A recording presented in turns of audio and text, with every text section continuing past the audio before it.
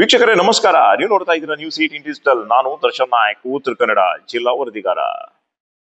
ಉತ್ತರ ಕನ್ನಡ ಜಿಲ್ಲೆ ಎಲ್ಲರಿಗೂ ಗೊತ್ತಿರುವ ಹಾಗೆ ಇದೊಂದು ಯೋಜನೆಗಳ ತವರೂರು ಅಂತಾನೆ ಖ್ಯಾತಿ ಪಡೆದಿರತಕ್ಕಂಥದ್ದು. ಯಾಕಂದ್ರೆ ಉತ್ತರ ಕನ್ನಡ ಜಿಲ್ಲೆಯಲ್ಲಿ ಸಾಕಷ್ಟು ಯೋಜನೆಗಳು ಈಗಾಗಲೇ ನೆಲೆಯೂರಿರುವಂಥದ್ದು. ಈಗ ಇನ್ನೊಂದು ಯೋಜನೆ ನೆಲೆಯೂರಲು ಈಗ ಸಿದ್ಧವಾಗ್ತಾ ಇದೆ. ಅದುವೇ ಶರಾವತಿ ಪಂಪ್ ಸ್ಟೋರೇಜ್ ಯೋಜನೆ. ಈ ಯೋಜನೆಗೆ ಸಾಕಷ್ಟು ವಿರೋಧ ಇರುವಂಥದ್ದು ಎಲ್ಲರಿಗೂ ಗೊತ್ತಿರುವಂತಹ ಒಂದು ವಿಚಾರ. ಇದು ಕೇವಲ ಉತ್ತರ ಕನ್ನಡ ಜಿಲ್ಲೆಯ ಹೊನ್ನಾವರ ಭಾಗದ ಜನರು ಮಾತ್ರ ವಿರೋಧ ಮಾಡ್ತಾ ಇಲ್ಲ ವೀಕ್ಷಕರೇ. ಇದು ಉತ್ತರ ಕನ್ನಡ ಜಿಲ್ಲೆಯಾದ್ಯಂತ ಜನರು ಇವತ್ತು ಈ ಪಂಪ್ ಸ್ಟೋರೇಜ್ ಯೋಜನೆಗೆ ವಿರೋಧವನ್ನ ಮಾಡ್ತಾ ಇರುವಂತದ್ದು. ನಿರ್ಭೀತ, ನಿಷ್ಪಕ್ಷಪಾತ, ವಿಶ್ವಾಸಾರ್ಹ ಸುದ್ದಿಗಳಿಗೆ ಮತ್ತೊಂದು ಹೆಸರಾಗಿರೋ ನ್ಯೂಸ್ 18 ಕನ್ನಡ ಈಗ ಆಪ್ನಲ್ಲೂ ಲಭ್ಯ ಇದೆ. ದಯವಿಟ್ಟು ಇಲ್ಲಿರೋ QR ಕೋಡ್ ಅನ್ನ ಸ್ಕ್ಯಾನ್ ಮಾಡಿಕೊಂಡು ಆಪ್ ಡೌನ್ಲೋಡ್ ಮಾಡೋದಕ್ಕೆ ಮರಿಬೇಡಿ. ನಿಮ್ಮ ಬೆಂಬಲ ಹೀಗೆ ಸದಾ ನಮ್ಮೊಂದಿಗಿರಲಿ. ಧನ್ಯವಾದ. ಇದರ ನಡುವೆ ಈಗಾಗಲೇ ಸಾರ್ವಜನಿಕ ಅಹವಾಲು ಸಭೆ ಕೂಡ ನಡೆದು ಹೋಗಿರುವಂತದ್ದು. ಸಾರ್ವಜನಿಕ ಅಹವಾಲು ಸಭೆಯಲ್ಲಿ ಪಂಪ್ಡ್ ಸ್ಟೋರೇಜ್ ಯೋಜನೆ ಬೇಕು ಎನ್ನುವಂತಹ ಬಗ್ಗೆ ಒಬ್ಬ ವ್ಯಕ್ತಿ ಕೂಡ ಧ್ವನಿ ಎತ್ತಿಲ್ಲ. ಉತ್ತರ ಕನ್ನಡ ಜಿಲ್ಲೆಯಾದ್ಯಂತ ಬಂದಂತ ಜನರು, ಪರಿಸರವಾದಿಗಳು, ಅದೇ ರೀತಿ ಸಾಕಷ್ಟು ಎಲ್ಲಾ ವರ್ಗದ ಜನರು ಇವತ್ತು ಪಂಪ್ಡ್ ಸ್ಟೋರೇಜ್ ಯೋಜನೆಗೆ ಭಾರಿ ವಿರೋಧವನ್ನ ವ್ಯಕ್ತಪಡಿಸಿ ಸಾರ್ವಜನಿಕ ಅಹವಾಲು ಸಭೆಯಲ್ಲಿ ಧ್ವನಿ ಎತ್ತಿದ್ದಾರೆ. ಇದ್ರ ಜೊತೆಗೆ ಅದೆಷ್ಟೋ ಮಠಾಧೀಶರಾಗಿರ್ಬೋದು, ಅದರ ಜೊತೆಗೆ ಸಾಕಷ್ಟು ಪ್ರಜ್ಞಾವಂತ ನಾಯಕರು ಈ ಯೋಜನೆಯ ವಿರುದ್ಧವಾಗಿದ್ದಾರೆ. ಈ ಯೋಜನೆಯನ್ನ ವಿರೋಧಿಸ್ತಾ ಇದ್ದಾರೆ. ಸಾರ್ವಜನಿಕ ಅಹವಾಲು ಸಭೆಯಲ್ಲಂತೂ ಈ ಯೋಜನೆಗೆ ತೀವ್ರವಾದಂತಹ ಒಂದು ವಿರೋಧ ಕೇಳಿಬಂತು. ಇದರ ನಡುವೆ ಈಗ ಅಲ್ಲಿ ಇಲ್ಲಿ ಸರ್ವೆ ಕಾರ್ಯ ಆರಂಭ ಮಾಡಲು KPCL ನವರು ಆರಂಭಿಸಿದ್ದಾರೆ. ಹೊನ್ನಾವರದ ಸುತ್ತಮುತ್ತ ಭಾಗ ಅಂದ್ರೆ ಶರಾವತಿ ನದಿ ಕಣಿವೆ ಆಚೆ ಈಚೆ ಗೆರಸೊಪ್ಪ ಭಾಗದಲ್ಲಿ ಏನು ಸರ್ವೆ ಕಾರ್ಯಕ್ಕೆ KPCL ಸಿಬ್ಬಂದಿಯವರು ಆಗಮಿಸಿದ್ರು. ಈ ಸಂದರ್ಭದಲ್ಲಿ ಸಾಕಷ್ಟು ವಾಗ್ವಾದಗಳು, ಮಾತಿನ ಚಕಮಕಿಗಳು ಸ್ಥಳೀಯರು ಮತ್ತು KPCL ಅಧಿಕಾರಿಗಳ ನಡುವೆ ನಡೆದು ಹೋಗಿರುವಂತದ್ದು. ಯಾಕಂದ್ರೆ ಈ ಯೋಜನೆಗೆ ಸಾಕಷ್ಟು ವಿರೋಧ ಆಗ್ತಾ ಇರುವಂತಹ ನಡುವೆ ಈ ಯೋಜನೆಗೆ ವಿರೋಧದ ನಡುವೆಯೂ ಕೂಡ KPCL ಅವರು ಸರ್ವೆ ಕಾರ್ಯಕ್ಕೆ ಬಂದಿರುವಂತದ್ದು ಸ್ಥಳೀಯರ ತಾಳ್ಮೆಯನ್ನ ಕೆಡಿಸಿರುವಂತದ್ದು. ಈ ಹಿನ್ನೆಲೆಯಲ್ಲಿ ಈ ಯೋಜನೆಗೆ ಇನ್ನಷ್ಟು ತೀವ್ರವಾದಂತ ಒಂದು ವಿರೋಧ ಶುರುವಾಗಿದೆ. ಈಗ ಉತ್ತರ ಕನ್ನಡ ಜಿಲ್ಲೆ ಇನ್ನೊಂದು ದೊಡ್ಡ ಹೋರಾಟಕ್ಕೆ ಅಣಿಯಾಗಿದೆ. ಯಾಕಂದ್ರೆ ಸಾರ್ವಜನಿಕ ಅಹವಾಲು ಸಭೆಯಲ್ಲಿ ಯಾವುದೇ ಕಾರಣಕ್ಕೂ ನಮಗೆ ಈ ಯೋಜನೆ ಬೇಡ ಅಂತ ಇಲ್ಲಿನ ಜನರು ಧ್ವನಿ ಎತ್ತಿದ್ದಾರೆ. ಅದರ ನಡುವೆ ಸರ್ವೆ ಕಾರ್ಯ ಆರಂಭವಾಗಿರುವಂತದ್ದು ಇಲ್ಲಿನ ಜನರ ಆಕ್ರೋಶಕ್ಕೆ ಕಾರಣವಾಗಿರುವಂತದ್ದು. ವೀಕ್ಷಕರೇ, ಈ ಯೋಜನೆಗೆ ಯಾಕೆ ಇಷ್ಟೊಂದು ವಿರೋಧ ಎನ್ನುವಂಥದ್ದು ಕೇಳೋದಾದ್ರೆ, ಇಲ್ಲಿನ ಪ್ರಾಣಿ ಸಂಕುಲ, ಸಸ್ಯ ಸಂಕುಲ, ಅದ್ರ ಜೊತೆಗೆ ಅದೆಷ್ಟೋ ಮರಗಳು ಇವತ್ತು ಮಾರಣ ಹೋಮ ಆಗಲಿವೆ. ಹಾಗೆ ಈ ಯೋಜನೆಯಿಂದ ಜಿಲ್ಲೆಗೆ ಮಾರಕವೇ ಹೊರತು ಜಿಲ್ಲೆಗೆ ಯಾವುದೇ ರೀತಿಯಾದಂತ ಅಭಿವೃದ್ಧಿ ಆಗಲ್ಲ ಎನ್ನುವಂಥದ್ದು ಪರಿಸರವಾದಿಗಳಾಗಿರ್ಬೋದು, ಅದೇ ರೀತಿ ಇಲ್ಲಿನ ಜನರ ಒಂದು ಅಭಿಪ್ರಾಯ. ಸ್ಟೋರೇಜ್ ಯೋಜನೆ ಇದು ಅವೈಜ್ಞಾನಿಕವಾಗಿರತಕ್ಕಂಥ ಯೋಜನೆ. ಈ ಯೋಜನೆ ಶರಾವತಿ ನದಿ, ಶರಾವತಿ ಟೇಲ್ರೆಸ್ ಇಲ್ಲಿ ಕೆಳಭಾಗದ ಡ್ಯಾಮಿನಿಂದ ತಳಕಳಲೆ ಈ ಎರಡು ಡ್ಯಾಮಿನ ಮಧ್ಯಭಾಗದಲ್ಲಿ ಭೂಗತವಾಗಿ ಮಾಡುವಂಥ ಕೆಲಸ ಇದು. ಇಲ್ಲಿ ಶರಾವತಿ ಟೇಲ್ರೆಸ್ ಯೋಜನೆಯ ಬುಡದಲ್ಲಿ 500 ಮೀಟರ್ ಕೆಳಭಾಗದಿಂದ, ಅಂದರೆ ಭೂಮಿಯ ತಳಭಾಗದಿಂದ, ಕೆಳಭಾಗದಲ್ಲಿ 500 ಮೀಟರ್ ಕೆಳಭಾಗದಿಂದ ಪುನಃ ವಿರುದ್ಧ ದಿಕ್ಕಿನಲ್ಲಿ ನೀರು ಸರಾಗವಾಗಿ ಹರಿಯುವ ಹಾಗೆ, ಅಂದರೆ ಇಲ್ಲಿ 500 ಮೀಟರ್ ಇದ್ದರೆ ತಳಕಳಲ್ಲಿ ಹೋಗುವ ತನಕ 1.5 ಕಿಲೋಮೀಟರ್ ಡೌನ್ ಆಗಿ ಹೋಗುವ ಹಾಗೆ 7 ಕಿಲೋಮೀಟರ್ ಉದ್ದದ 16 ಮೀಟರ್ನ 2 ಸುರಂಗ, ಜೊತೆಗೆ 10 ಮೀಟರ್ನ ಅದು ಮೇಂಟೆನ್ಸ್ ಮಾಡತಕ್ಕಂಥ ಒಂದು ಸುರಂಗ. ಹೀಗೆ ಇಷ್ಟು ದೊಡ್ಡ ಸುರಂಗ ಮಾರ್ಗವನ್ನು ತೆಗೆದು ನೀರನ್ನು ಇಲ್ಲಿಂದ ಅಲ್ಲಿ ಒಯ್ದು ಅಲ್ಲಿ ಪುನಃ ಅದನ್ನು ಮೇಲೆತ್ತಿ ವಿದ್ಯುತ್ ಉತ್ಪಾದನೆ 2000 ಮೆಗಾವ್ಯಾಟನ್ನು ಮಾಡ್ತೇವೆ ಅಂತಕ್ಕಂಥ ಮಾತನ್ನು KPTCL ನವರು ಹೇಳ್ತಾರೆ. ಸಾರ್ವತ್ರಿಕವಾಗಿ ಹೇಳಿದಂಥ ಮಾತು.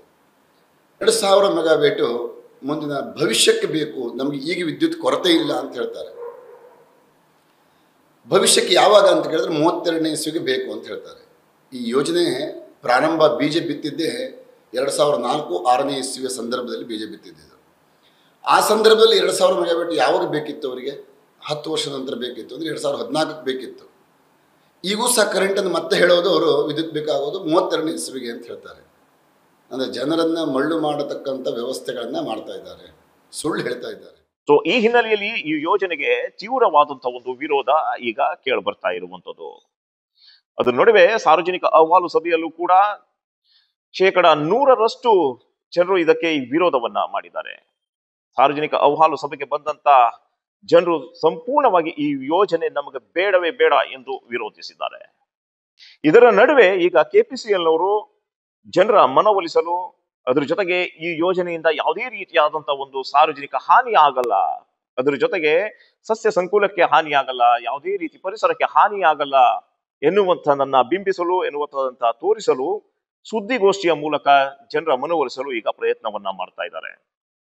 ಮಾಧ್ಯಮದ ಮುಂದೆ ಬಂದು ಕೆಪಿಸಿಎಲ್ ಅವರು ಇದರಿಂದ ಯಾವುದೇ ರೀತಿಯಾದಂತಹ ಒಂದು ಹಾನಿ ಆಗಲ್ಲ ಎನ್ನುವಂತ ಬಗ್ಗೆ ವಿವರಿಸ್ತಾ ಇದ್ದಾರೆ.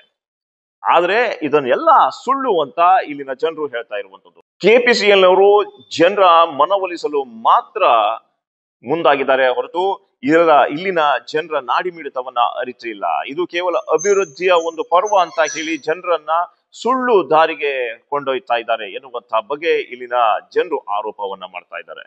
ವೀಕ್ಷಕರ, ಇನ್ನೊಂದು ವಿಚಾರ ಏನಂದ್ರೆ ಇಲ್ಲಿನ ಜನರು ತಮ್ಮ ಹೋರಾಟವನ್ನ ತೀವ್ರಗೊಳಿಸ್ತಾ ಇದ್ದಾರೆ. ಇದ್ರ ಜೊತೆಗೆ ಇನ್ನೊಂದು ಏನು ವಿಚಾರ ಏನಪ್ಪಾ ಅಂದ್ರೆ DPR ಅನ್ನ ಕೇಳ್ತಾ ಇರುವಂತದ್ದು. ಇಲ್ಲಿ ಹೋರಾಟ ಮಾಡ್ತಿರುವಂತಹ ಪ್ರಮುಖರು ಅಂದ್ರೆ ಪರಿಸರವಾದಿಗಳಾಗಿರ್ಬೋದು, ಮಠಾಧೀಶರಾಗಿರ್ಬೋದು, ಅದೇ ರೀತಿ ಇನ್ನು ಸಾಕಷ್ಟು ವರ್ಗದ ಜನರು ಪ್ರಮುಖರು ಹೋರಾಟವನ್ನ ಮಾಡ್ತಾ ಇದ್ದಾರೆ. ಈ ಹೋರಾಟ ಮಾಡ್ತಾ ಇರುವಂತಹ ಪ್ರಮುಖರು DPR ಅನ್ನ ಕೇಳ್ತಾ ಇದ್ದಾರೆ. ಆದ್ರೆ ಕೆಪಿಸಿಎಲ್ ನವರು ಇದುವರೆಗೂ ಕೂಡ ಸ್ಪಷ್ಟವಾದಂತಹ ಒಂದು DPR ಅನ್ನ ಹೊರಹಾಕಲು ಹಿಂದೇಟು ಹಾಕ್ತಾ ಇದೆ. ಇದರಿಂದ ಸಾಕಷ್ಟು ಸಂಶಯ ಮೂಡ್ತಾ ಇದೆ ಎನ್ನುವಂತ ಬಗ್ಗೆ ಇಲ್ಲಿನ ಜನರು ಹೇಳ್ತಾ ಇರುವಂತದ್ದು. ಸಾಕಷ್ಟು ಬಾರಿ ಸುದ್ದಿಗೋಷ್ಠಿಯನ್ನ ಮಾಡಿದ್ದಾರೆ, ಅದ್ರ ಜೊತೆಗೆ ಸಾಕಷ್ಟು ಬಾರಿ ಸಭೆಯನ್ನ ಮಾಡಿದ್ದಾರೆ. ಆದ್ರೆ ಈ ಸಭೆಯಲ್ಲೂ ಕೂಡ DPR ಅನ್ನ ಕೇಳಲಾಗಿತ್ತು. ಜನರು DPR ಅನ್ನ ಕೇಳ್ತಾ ಇದ್ದಾರೆ, ಯಾಕೆ ನೀವು ಇದನ್ನ ಹೊರಹಾಕಲು ಹಿಂದೇಟನ್ನ ಹಾಕ್ತಾ ಇದ್ದೀರಿ ಎನ್ನುವಂತ ಬಗ್ಗೆ ಕೇಳಿದಂತ ಪ್ರಶ್ನೆಗಳಿಗೆ ಇನ್ನು ಮುಂದೆ DPR ಅನ್ನ ಕೊಡ್ತೇವೆ ಎನ್ನುವಂತ ಒಂದು ಹಾರಿಕೆ ಉತ್ತರವನ್ನ ಮಾತ್ರ ಕೊಡ್ತಾ ಇದ್ದಾರೆ ಕೆಪಿಸಿಎಲ್ ಅವರು. ಇದರಿಂದ ಇಲ್ಲಿನ ಜನರು ಆಕ್ರೋಶಿತರಾಗಿರುವಂತದ್ದು. ಯಾಕಪ್ಪ ಅಂದ್ರೆ ಯಾವುದೇ ರೀತಿಯಾದಂತ ಮುನ್ನೆಲೆ ಗೊತ್ತಿಲ್ಲದೆ ಬಂದು ಇಲ್ಲಿ ಸರ್ವೆ ಕಾರ್ಯವನ್ನ ಮಾಡ್ತಾ ಇದ್ದಾರೆ. ಜನರಿಗೆ ಯಾವುದೇ ರೀತಿಯಾದಂತ ಒಂದು ಸೂಚನೆಯನ್ನ ಕೊಡದೆ ಇಲ್ಲಿ ಸರ್ವೆ ಕಾರ್ಯವನ್ನ ಮಾಡ್ತಾ ಇರುವಂತದ್ದು. ಇದರಿಂದ ಜನರು ತಾಳ್ಮೆ ಕೆಡಿಸಿಕೊಂಡಿರುವಂತದ್ದು. ಅದರ ಹಿನ್ನೆಲೆಯಲ್ಲಿ ಈಗ ಮತ್ತೊಂದು ದೊಡ್ಡ ಹೋರಾಟಕ್ಕೆ ಈಗ ಉತ್ತರ ಕನ್ನಡ ಜಿಲ್ಲೆಯ ಜನರು ಅಣಿಯಾಗಿರುವಂತದ್ದು. ಅದರಲ್ಲೂ ಉತ್ತರ ಕನ್ನಡ ಜಿಲ್ಲೆಯ ಹೊನ್ನಾವರ, ಕುಮಟಾ, ಭಟ್ಕಳ, ಹೀಗೆ ಶರಾವತಿ ಕಣಿವೆ ಭಾಗದಲ್ಲಿ ಇದ್ದಂತ ಸಾಕಷ್ಟು ಜನರು, ಪರಿಸರವಾದಿಗಳು ಈ ಹೋರಾಟಕ್ಕೆ ಈಗ ಅಣಿಯಾಗಲು ಮುಂದಾಗಿರುವಂತದ್ದು. ಇನ್ನೊಂದು ವಿಚಾರ ಏನಪ್ಪಾ ಅಂದ್ರೆ ಈ ಯೋಜನೆಗೆ ಉತ್ತರ ಕನ್ನಡ ಜಿಲ್ಲಾ ಉಸ್ತುವಾರಿ ಸಚಿವರನ್ನ ನಾವು ಕೇಳಿದಾಗ ಜಿಲ್ಲಾ ಉಸ್ತುವಾರಿ ಸಚಿವ ಮಂಕಾಳ ವೈದ್ಯರವರು ಕೂಡ ಹೇಳಿರುವಂತದ್ದು, ಈಗಾಗಲೇ ಕೇಂದ್ರದ ಅನುಮತಿ ಕೂಡ ಸಿಕ್ಕಿದೆ. ಅದರ ಜೊತೆಗೆ ಈ ಹಿಂದಿನ ಸರ್ಕಾರದಲ್ಲಿ ರಾಜ್ಯ ಸರ್ಕಾರದ ಅನುಮತಿ ಕೂಡ ಸಿಕ್ಕಿರುವಂತದ್ದು. ಆದ್ರೆ ಈಗ ನಾವೇನ್ ಮಾಡ್ಲಿಕ್ಕೆ ಆಗ್ತಾ ಇಲ್ಲ. ಆದ್ರೆ ನನ್ನ ಕ್ಷೇತ್ರದ ಜನರಿಗೆ ತೊಂದರೆ ಆಗ್ತದೆ ಈ ಯೋಜನೆ ಅಂದ್ರೆ ಅದನ್ನ ನಾನು ಈ ಹಿಂದಿನಿಂದಲೂ ವಿರೋಧಿಸಿಕೊಂಡು ಬರ್ತಾ ಇದ್ದೇನೆ, ಅದ್ರ ಜೊತೆಗೆ ಈಗಲೂ ಕೂಡ ವಿರೋಧಿಸ್ತೇನೆ ಎನ್ನುವಂತ ಒಂದು ಮಾತನ್ನ ಹೇಳಿರುವಂತದ್ದು. ನಮ್ಗೆ ಒಬ್ಬರಿಗೆ ಬರೋದಿಲ್ಲ, ಶಿವಮೊಗ್ಗ ಮತ್ತೆ ನಮ್ಗೆ 2 ಜನಕ್ಕೆ ಬರ್ತದೆ. ಹೆಚ್ಚು ಏನಾದ್ರೂ ತೊಂದರೆ ಆಗ್ತದಂದ್ರೆ ಈಗೇನು ಅಧ್ಯಯನ ನಡೀತಾ ಇದೆ, ತೊಂದರೆ ಆದ್ರೆ ನಮ್ಗೆ ಜಾಸ್ತಿ ಆಗುತ್ತೆ. ಯಾಕೆಂದ್ರೆ ನಾವು ನಮ್ಮ ಜಿಲ್ಲೆಯವರು ಪಾಪ ಒಮ್ಮೆ ದೇಶಕ್ಕಾಗಿ, ರಾಜ್ಯಕ್ಕಾಗಿ, ಜನಕ್ಕಾಗಿ ಅಥವಾ ಏನೋ ಒಳ್ಳೇದಾಗ್ತದಂದ್ರೆ ಒಳ್ಳೆಯ ರೀತಿಯಲ್ಲಿ ಬಿಟ್ಕೊಟ್ಟಂತ ಉದಾಹರಣೆ ಬೇಕಾದಷ್ಟಿದೆ. ಕೊಂಗಟ್ರೈಲು ಇರ್ಬೋದು, ಹೈವೇ ಇರ್ಬೋದು, ಕೋರ್ಟ್ ಇರ್ಬೋದು, ಕೈಗಾ ಇರ್ಬೋದು, ನೇವಿ ಇರ್ಬೋದು, ಎಲ್ಲೂ ನಾವು ವ್ಯತ್ಯಾಸ ಮಾಡಲಿಲ್ಲ.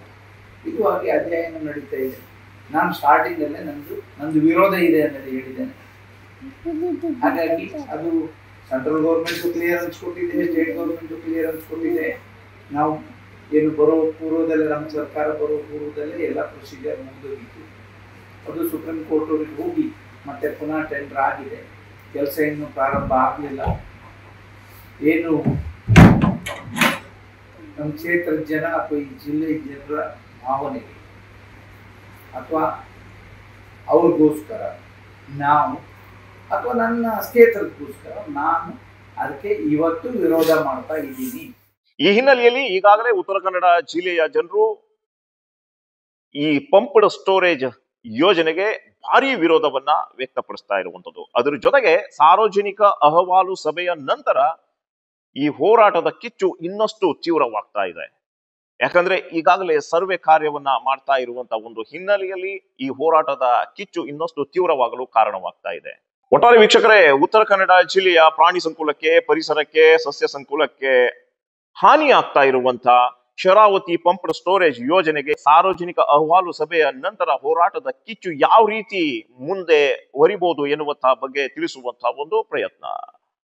ಇನ್ನಷ್ಟು ಮಾಹಿತಿಯೊಂದಿಗೆ ಮತ್ತೆ ನಾವು ನಿಮ್ಗೆ ಸಿಗ್ತಾ ಇರ್ತೀವಿ. ಅಲ್ಲಿ ತನಕ ನೋಡ್ತಾ ಇರಿ ನ್ಯೂಸ್ 18. ನಿರ್ಭೀತ, ನಿಷ್ಪಕ್ಷಪಾತ, ವಿಶ್ವಾಸಾರ್ಹ ಸುದ್ದಿಗಳಿಗೆ ಮತ್ತೊಂದು ಹೆಸರಾಗಿರೋ ನ್ಯೂಸ್ 18 ಕನ್ನಡ ಈಗ ಆಪ್ನಲ್ಲೂ ಲಭ್ಯ ಇದೆ. ದಯವಿಟ್ಟು ಇಲ್ಲಿರೋ QR ಕೋಡ್ ಅನ್ನ ಸ್ಕ್ಯಾನ್ ಮಾಡಿಕೊಂಡು ಆಪ್ ಡೌನ್ಲೋಡ್ ಮಾಡೋದಕ್ಕೆ ಮರಿಬೇಡಿ. ನಿಮ್ಮ ಬೆಂಬಲ ಹೀಗೆ ಸದಾ ನಮ್ಮೊಂದಿಗಿರಲಿ. ಧನ್ಯವಾದ.